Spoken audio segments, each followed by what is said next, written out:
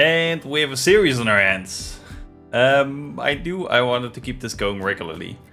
I'm glad I have something to share today as well. In this video, I want to talk about something that's been shaping a lot of my progress lately. And that's doing uncomfortable things consistently without knowing if they will work. For a bit of context, in the Netherlands, when you don't have enough money to cover your basic needs, you can apply for social benefits. Within this program, they'll monitor your financial situation and expect you to do pretty much anything to become financially independent again. The program itself includes a job coaching like environment that's very practical, and they offer you guided ways to help people re-enter the workforce. Earlier this year, I joined that program, and then within my first week, I noticed a 3D printer on the work space.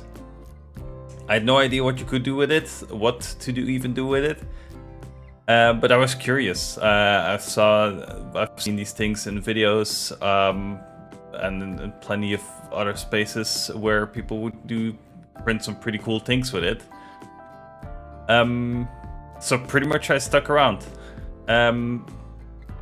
I walked over to it. There was a guy working and actually printing also as well. And I just started talking with him, asking questions on what the printer was doing there, what its purpose was. And that was it. That was kind of my step one. I didn't realize it at the time, but yeah. Nothing really came from that moment. He didn't directly help me to, get going with the printer or anything like that, but the ball kept rolling. Other people noticed that I kept showing up. I kept asking questions on, how can people do something with the printer, and I just kept being genuinely interested. Eventually, that consistent interest led to someone else to recommend me a Blender course. Blender course was actually held on the premise itself, so it was part of like the workplace environment, the job coaching environment that I was placed in. And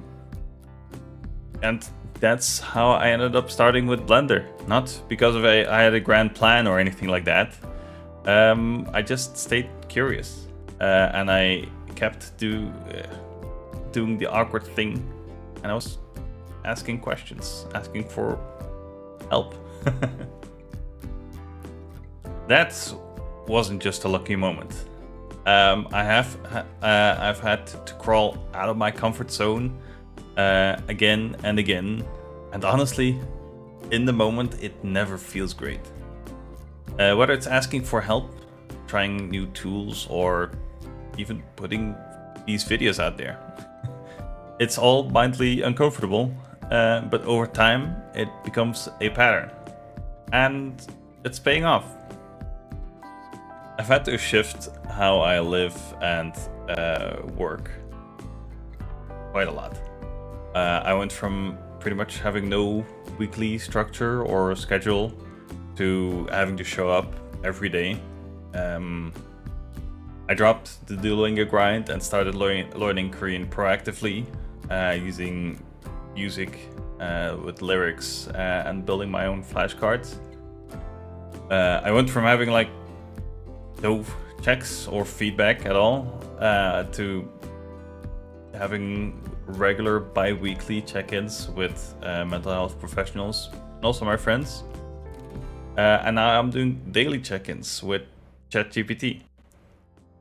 I stopped trying to keep everything in my head and started writing a lot of things down, just to make it easier for me to offload some mental capacity.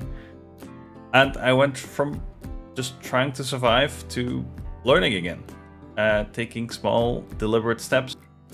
I don't have like one big goal right now.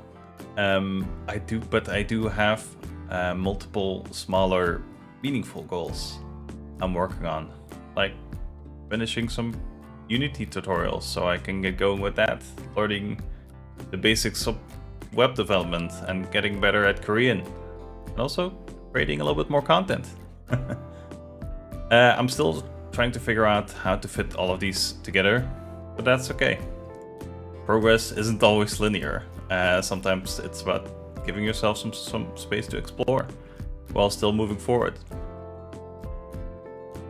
So if you're in a place where you're a little bit uncomfortable or uncertain or just trying to start, don't wait for the perfect plan.